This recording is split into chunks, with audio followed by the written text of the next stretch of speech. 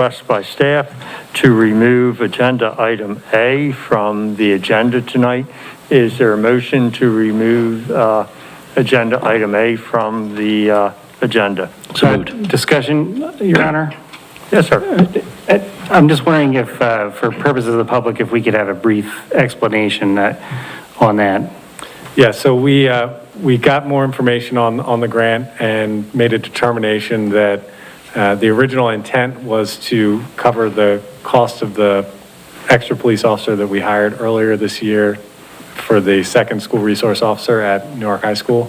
The grant application would have required us to hire a third school resource officer, so there was a bit of a misunderstanding on the requirements. So due to the agreement with the district only being for two, and our financial situation, we didn't think it was appropriate to accept the grant now with the unknown of whether or not we would ever actually be able to use it. So we decided it would be smarter to decline.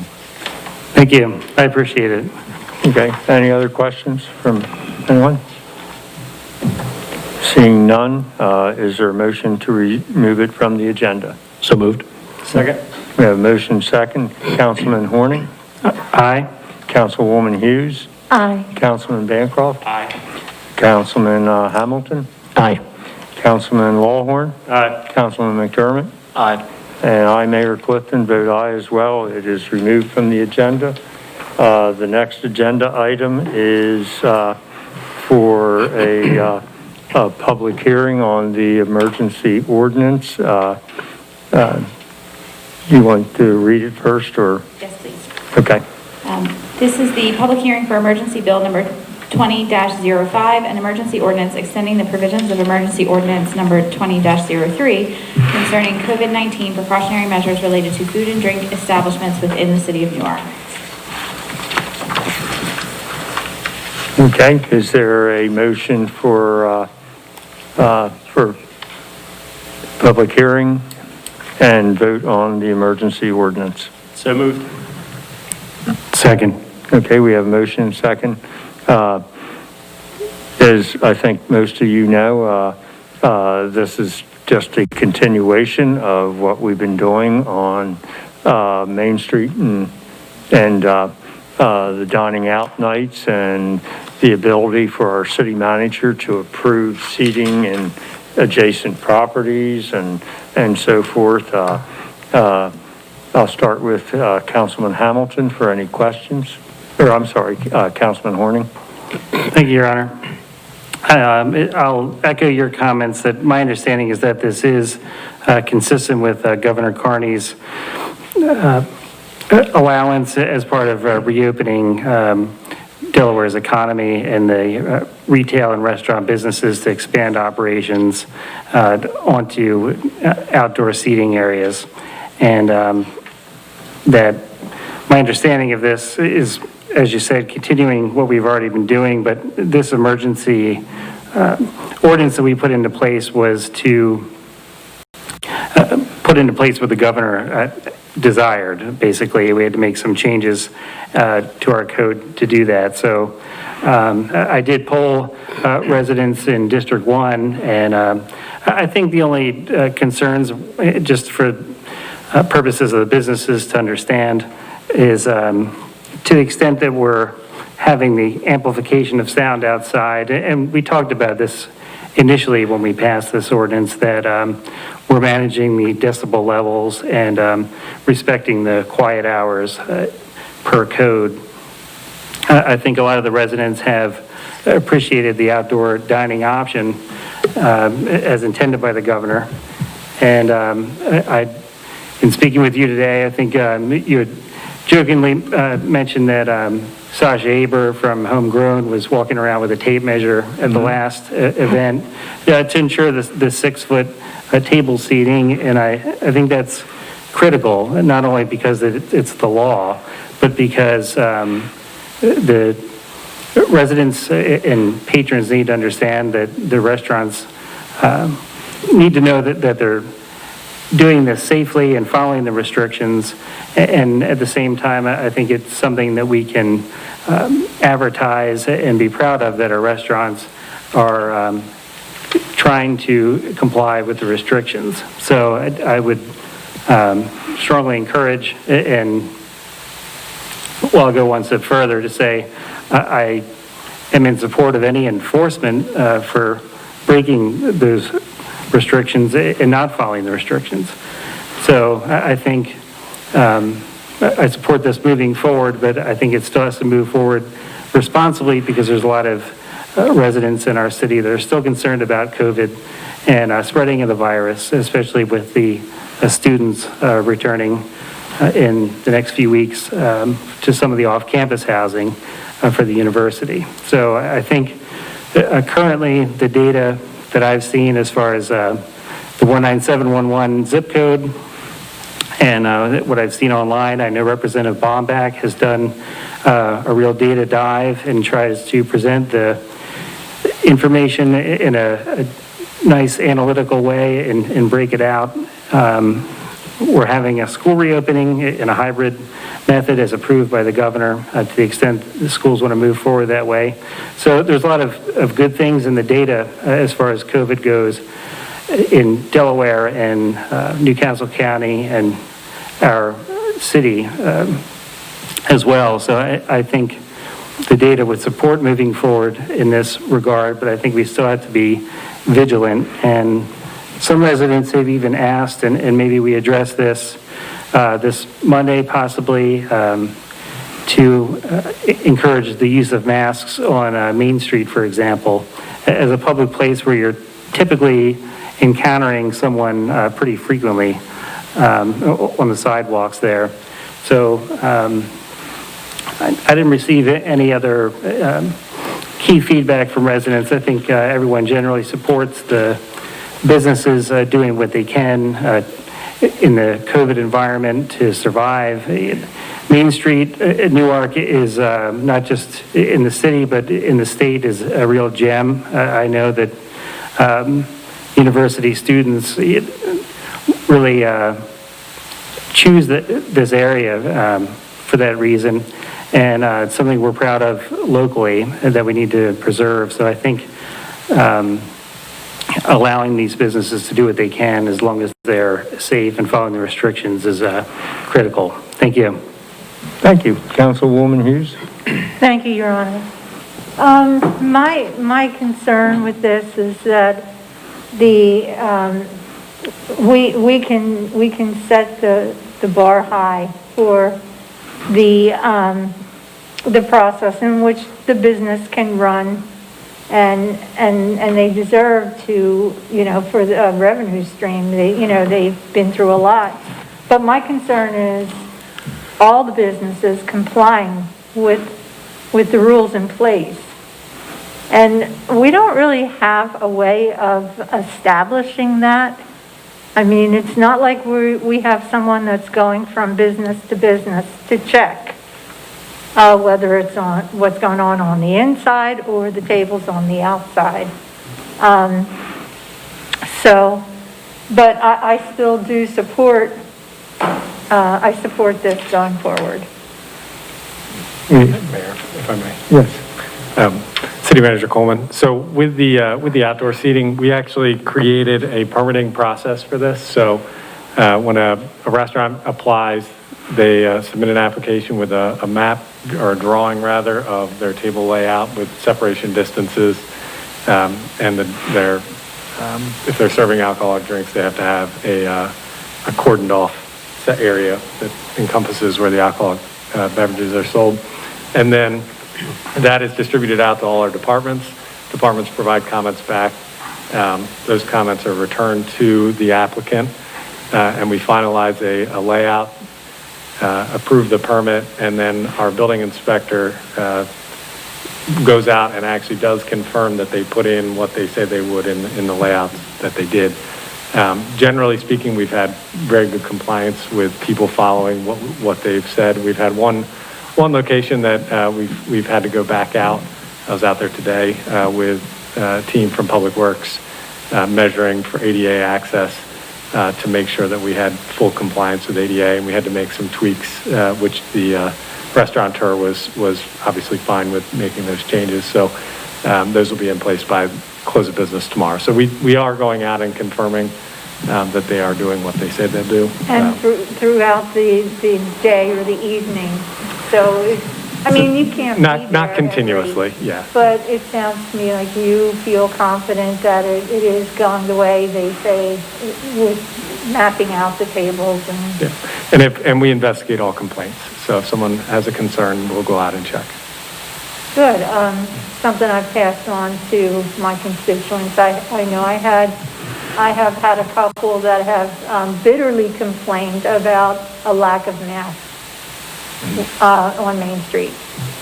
So that's one of them, but thank you very much for that, Tom. Thank you. Tom, just a quick question. About how many properties or businesses have permits right now? 11. 11.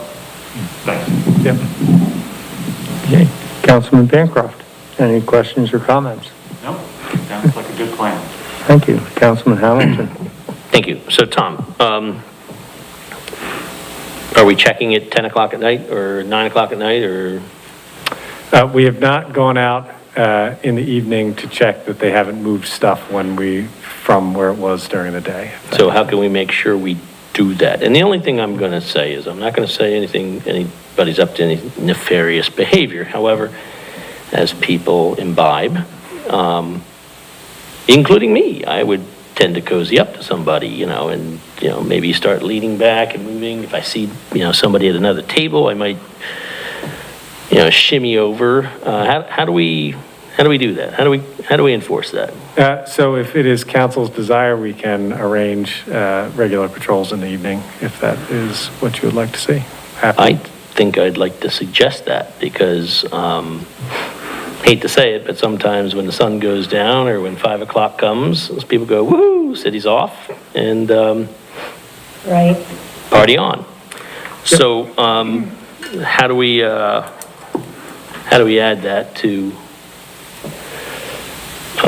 do we add it to this motion, or and what are the results of, how do we enforce this? If somebody decides to start shifting tables over, and a restaurant does it a couple times, or the patrons or whoever, and all of a sudden things are shifted, what are our options to potentially withdraw the permit, or what are I the think the options? city secretary would like to say something. I was going to say, procedurally, as far as direction to staff on additional staffing in the evenings, that can simply be direction. That does not need to be in the ordinance.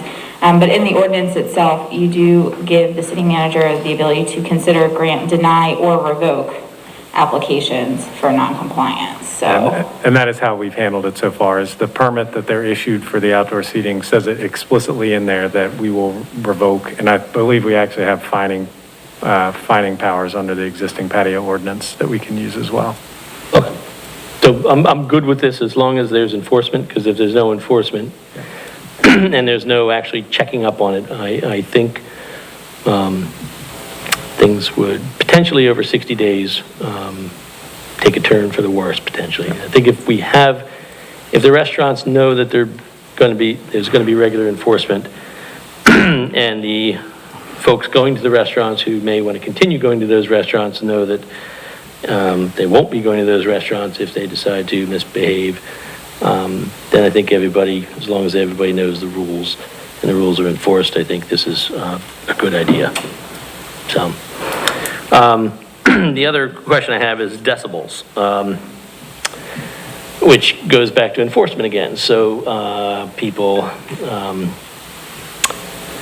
electronically enhanced noise, and I enjoy outdoor music and live music, but what are we doing as far as, is this only complaint generated, or is this, if the noise is too loud, how do we?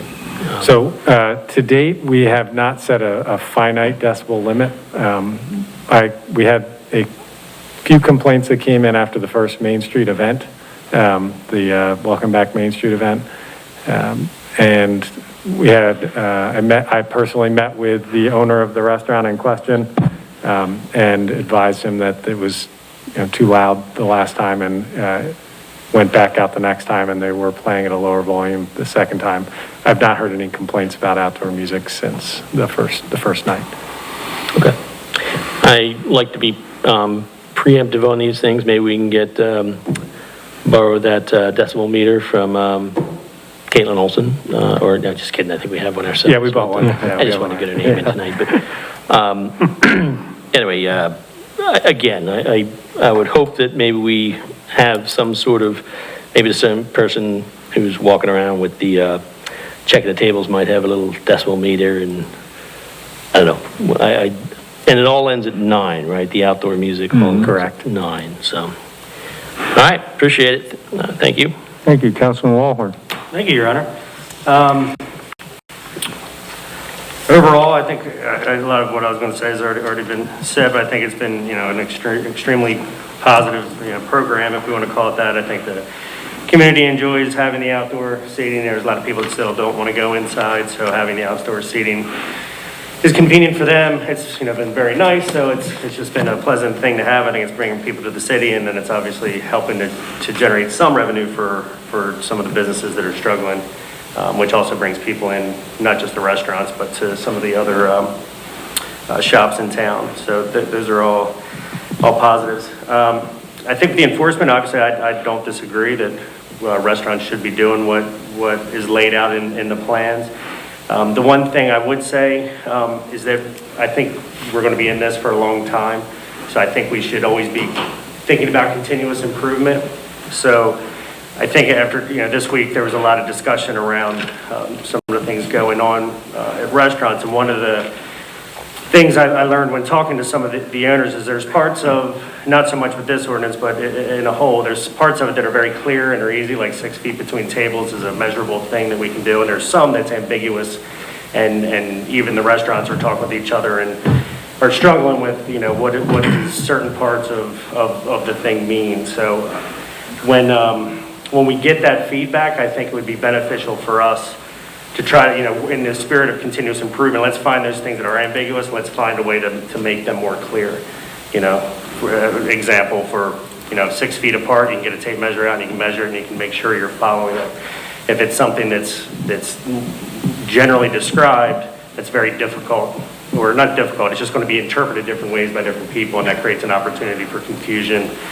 And I think we should work with them to try to understand where those things exist and figure out how we can improve them, whether it's something we can do ourselves or just giving feedback up to the governor's office so that they can continue to improve it.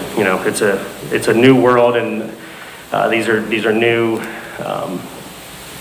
policies and things that we're trying to implement. So of course they're not going to be perfect when they first come out. So we should understand that, and I think work to continuously improve them. The other thing on enforcement is I believe, ABC is also out. So there is some enforcement, and I believe the state has made a commitment recently to step up that enforcement. So there is what we can do in Newark, but there should also be some enforcement from, the state itself. Which actually it would be interesting to get numbers on that occasionally. I think we're going to be in this for quite some time, so if we could get, if it's possible to get data on what's going on there. So we do see that there are places that are having issues. Enforcement's one thing. We want people to follow the rules, but where we might notice that there might be struggles, let's jump in there and try to help them. Because I think we want to work on this together.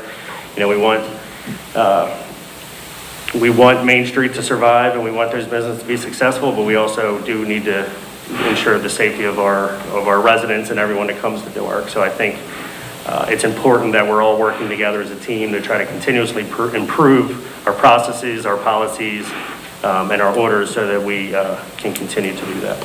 But overall, for tonight, I certainly support this ordinance. Thank you. Thank you, Councilor. Your Honor? Yes, sir. I'm sorry. Good ideas. And if somebody I think you said you spoke to these restaurant owners and they have some concerns about things being ambiguous. I haven't, 6 feet's one of the ones that's not ambiguous. So which ones were they saying were ambiguous?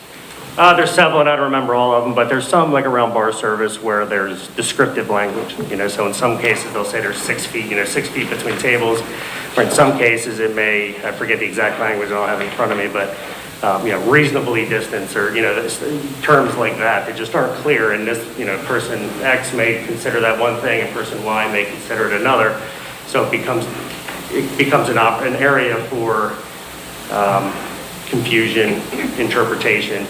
And, sometimes in law, maybe you need that, and there's no way to get around it, but we should, I think, be working to figure out how to make it clear so the restaurants have, and not just restaurants, but all businesses, have, clear rules on what they're supposed to be doing. And I think there's opportunity for improvement there. Councilman, one thing as well to point out is there is in the pipeline a more permanent version of this that's going to be presented to council. Planning Commission considered it at the last meeting. Okay, great. You'll have another opportunity to fine tune this. Excellent. Mayor Clifton. One option we might want to investigate is, the governor's team wrote the requirements at the state level, so perhaps we could call in Damian DeStefano and his group to meet with the Newark Restaurant Association and review the requirements to possibly give them some background on what the intent was. Yeah, absolutely. I think that'd be an outstanding idea, and I think that would also give the opportunity. One thing I learned by talking to different restaurants is they're all kind of doing it different ways. They're trying their best to figure out the right way, and the more they communicate and they, in the spirit of continuous improvement, talk to each other and figure out who's, I know multiple restaurants, they have staff meetings where they discuss that at the end of the day, what worked today, what didn't, did we have to discipline anybody, or maybe discipline's not the right word, but did we have issues, were people not wearing masks, are they up and walking around? And they're reviewing that information, so I think they're trying to figure it out, and it's probably difficult because they're running a business in a way they've never had to run it before. But if we do something like that and create help and partner with them to create an environment where we find these best practices and best learnings and, try to spread those out throughout the town, I think it would be beneficial for all of us. Okay, thank you. Councilman McDermott? I guess going to ask you on the list, it sounded really redundant.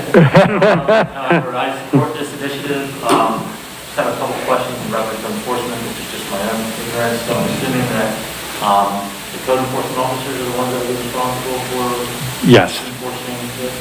So if they were to work a night shift, do you incur overtime expenses as related to that, or something where they have their shift changed and not incur extra expenses related to that? So generally speaking, it would be on overtime if it's a night shift or weekend. And so how many citizens generally come to reference to COVID violations, exceed COVID violations, has the city received? So I'm not aware of any formal complaints outside of ADA concerns around some of the outdoor seating areas. So keeping this specific to the outdoor seating discussion as opposed to inside bars and restaurants. I would need to talk to my team to know if they are receiving concerns within restaurants specifically. Thank you. So, I'm sorry, Your Honor, that brings up a good point. So should we be encouraging the public to, sometimes people don't know who to go to. So I've gotten complaints. Should I be forwarding every single one of those to you? And should we encourage the public to maybe go to the Newark Post and to the city with any observed complaints? I would recommend observed complaints being forwarded to the city, because then we can act on them. So, or at least track them in one place to see if there's a pattern emerging, certain locations or certain businesses having frequent violations. Because if people don't tell us and we don't observe it ourselves, then we don't know that it's happened. On our recent calls with the governor, he's expressed a desire to start cracking down, for lack of a better term, on businesses that aren't following the rules. So I think he would welcome knowing which ones are and aren't. So getting that information in, we can put it into a database and track it, I think would be very helpful. Okay. And thank you, in following up on that, I've had people complain about specific restaurants. So I think in the past, I've asked them, because they can, actually, I think the governor's site does have an email or someplace where you can complain. Should we set something up for the city and put it on the city's website where people can talk about that? Sure. I will. Because in the end, this is all about the safety of our residents and the safety of the people that come visit this town. And we do have a lot of concerned citizens that I've heard from that are concerned about a lot of this. And if it's going to be done, they want it done safely, and if there are going to be some problems, they want those things addressed and not just blown off. Your Honor, can I just say one more thing? With the Yes. students returning, this is going to be a lot more complicated. I just want to remind everyone that the only thing that is on the table tonight is whether or not to continue with the outdoor dining and the ability to use adjacent properties and so forth. The rest is good conversation, but it's probably not too germane to what we're looking at here. And, Your Honor, I respect that, but on the other hand, if we set up something now, there have been complaints, there's been noise complaints about the outside, and Yeah. there's been other places. So I think if we get some sort of system set up now, it'll help everybody be very clear about any other issues that may come up. Tonight, we are focusing on the outdoors. I just want to make sure that we set up a system where, people can feel safe about reporting violations of any type, because that's what our city's here for, and that's who we're here to protect. One other thing, is this a 60-day ordinance? Yes. Yes. This is an emergency ordinance, so it'll sunset in 60 or 61 days, unless we get a permanent ordinance put in place, and that permanent ordinance is going to be up for first reading in a couple weeks probably, and then. So the timeline for this to come back to council is for, the planning commission considered it at their meeting on Tuesday night, and is moving forward to council for first reading on August 24th and second reading on September 28th. Okay.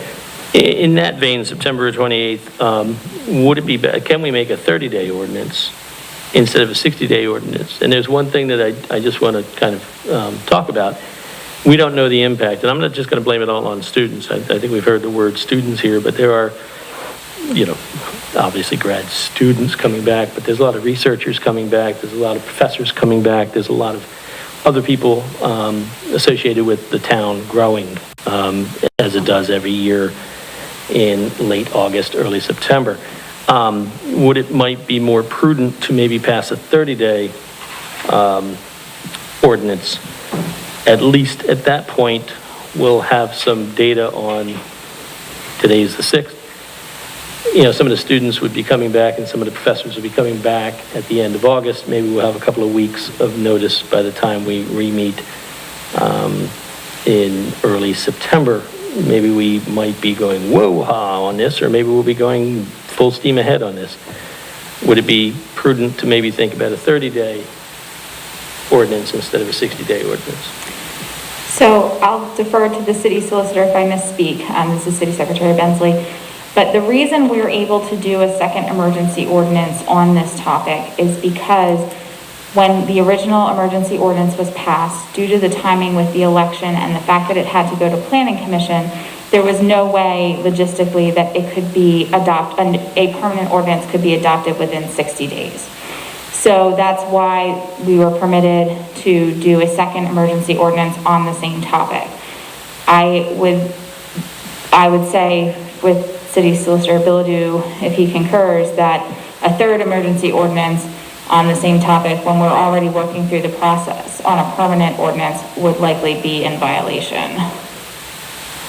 I would say yes, and right now, we had a good reason to come the second time with this because we didn't have the opportunity to pass a permanent ordinance, but I would say that instead of doing a 30-day, I would keep it as it is right now, and if you don't want to adopt a permanent ordinance on September 28th, September 24th, you vote it down, or you could, 2 weeks from now, you decide that this is not working, you could bring a motion to repeal this emergency. I appreciate that. Thanks for that explanation. Okay, thank you. I do agree on the reporting, by the way. Okay, as everyone I think knows, this is something that personally I'm impassioned about, and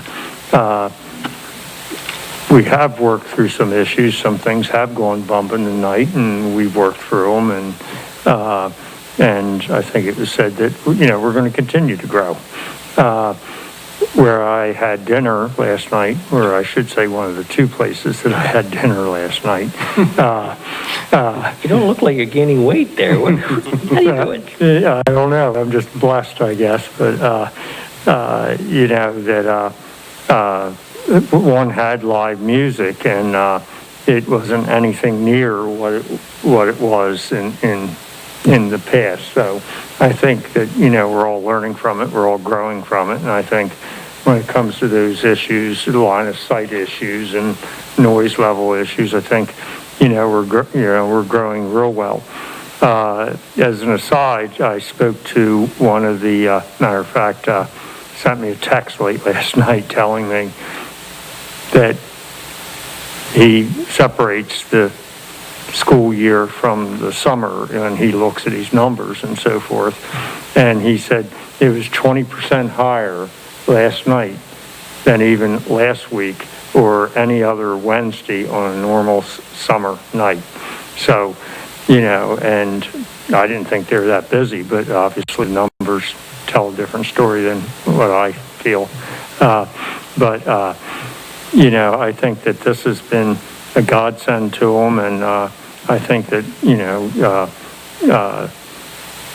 I would like to see it as a 60-day ordinance, because as the city secretary said, that they're working on it, but if it doesn't materialize and doesn't get to us quick enough, we also, I don't think, want to have that gap to our restaurants where they can't do something.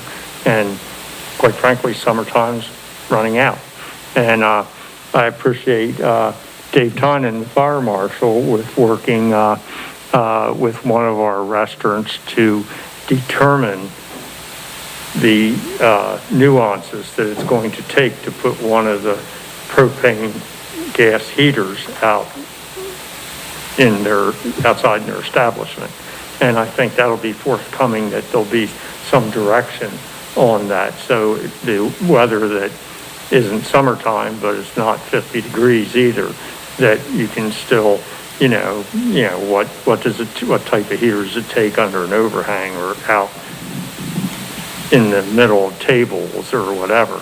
So I appreciate Dave, and hopefully that's moving forward. So, we can continue this into the fall of the year till, quite frankly, we probably, I don't know that I want to be out in the middle of a snowstorm, but I think that, that there's still a lot of time left for the restaurants to take advantage of this.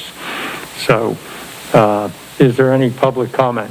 There is, but before we move into that, I just want to make sure council realizes you're going to be voting on the substitute ordinance that was emailed to you on Tuesday. A hard copy was at the dais for you when you got here.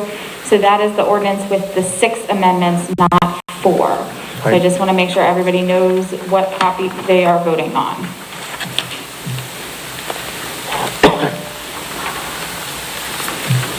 Okay, so moving into public comment, we've had 2 comments submitted. The first is from Sasha Aber of Homegrown Cafe. She writes, "Dear Mayor Clifton and council members, I'm writing to thank you for being proactive with this emergency session and bringing emergency ordinance to the table. As a resident of Newark for over 40 years and a business owner in Newark for over 22 years, I value our town. Showing council initiative to help businesses during any time, but especially restaurants during this pandemic when the hospitality industry has been hit so hard, is appreciated and shows how you also value and are committed to helping the City of Newark businesses and your community survive together. Following the trend of national, state, and local recommendations to increase outdoor seating gives our residents that do not feel comfortable dining indoors added options to still dine out. We also appreciate the Delaware Alcohol and Beverage Commissioner's support with allowing alcohol to be served in these expanded dining areas. Since 2000, Homegrown has provided an inclusive environment. We work hard to provide our guests with food for a variety of dietary needs in a space that they feel comfortable and safe in.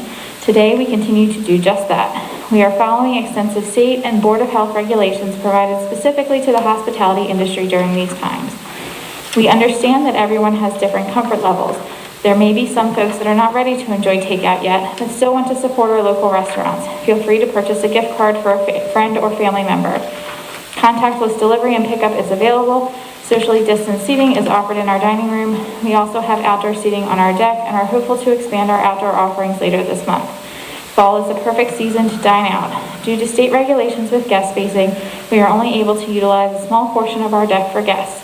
Further expansion of our outdoor seating will be an asset to our business and our community. Our sales have decreased well over 50% since the middle of March. And additional deck seating will not make us profitable. However, it will lessen our losses. We are determined to make it through to the other side and be of service to you and our community for at least another 20 years, hopefully longer. I thank you for helping to play a role in not only allowing us extra seating, but providing some hope that by being creative and working outside the box, we can all get through this. Thank you for your commitment to Newark. Wishing you all health and happiness, Sasha Aber, owner of Homegrown Cafe. The second comment is from Ryan German of Cafe Gelato. Dear Mayor and Council, outdoor dining allows a safer dining experience for Newark residents. Expanded outdoor dining allows additional safe dining. Newark residents like the expanded outdoor dining. Please vote to approve the expanded outdoor dining areas. Please also vote to approve additional alfresco dining nights. We have had 3 so far, all went well. There's only 1 more scheduled so far next Wednesday, August 12th. Please approve more alfresco nights and please reapprove the expanded outdoor seating congruent with Governor Carney's order. Sincerely, Ryan German. That concludes all the public comment? Yes. Okay. Okay, we've had our public comment and we've had our discussion on the ordinance. At this time, is there a motion for approval? Your Honor, Yes, sir. I'd make a motion to approve emergency ordinance number 20-05 as presented. Is there a second? Thank you. We have a motion and second for the vote. Councilman Horning, Aye. Councilwoman Hughes, Aye. Councilman Bancroft, Aye. Councilman Hamilton, Aye. Councilman Lawhorn, Aye. Councilman McDermott. Aye. Aye, Mayor Clifton, aye as well. Motion carries unanimously, 7-0. So we're good for another 60 days. Thank you. That concludes Your Honor? our. Yes, I'm sorry. So did we get a commitment for the enforcement part of I that? believe we did. Yes, yes, Your Honor. Yes, I sir. didn't know whether we needed to have, you know, In addition, I'll also look into scheduling a meeting with Damian DeStefano of the Small Business Administration and/or whoever he thinks is the most appropriate with the restaurant owners, and work with our communications team to create a report of concern system for our residents. Your Honor. Yes, sir. I can't see your lips moving. As part of that reporting system, I think our city manager is excellent with getting information to the council members and our mayor. Could we somehow receive that in some form, just so we have an idea of how the tracking's going? I guess maybe not just of the complaints, but also of the enforcement and what sort of issues we're seeing might be helpful. I don't want to make it overly burdensome on staff, but I think just to give us a feel for, we know what we're hearing from our residents, but just to keep a good eye on things. I appreciate it. Sure. Thank you. Yeah. Your Honor, one last thing. So I would hope that this information is public, because one of the things that would be best coming out of this is if our residents knew who and what restaurant folks are taking this seriously and that aren't, and they can make decisions to help protect themselves if they see a pattern from certain places that are not being cooperative.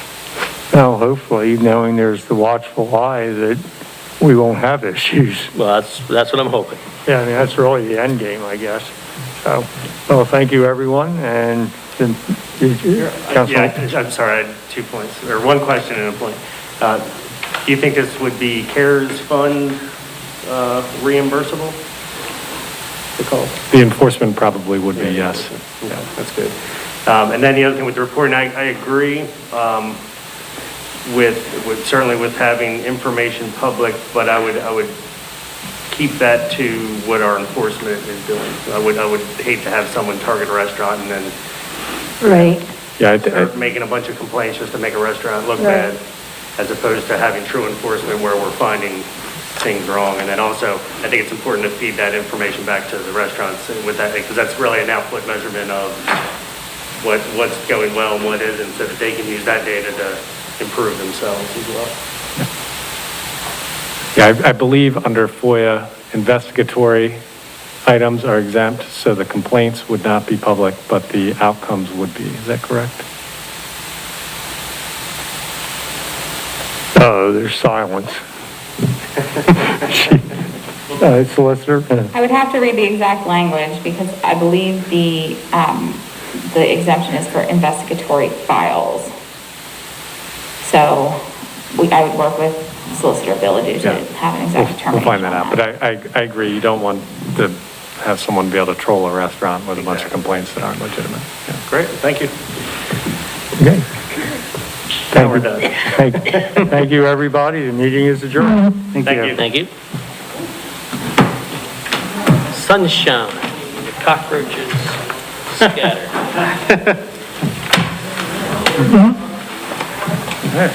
Two meetings down.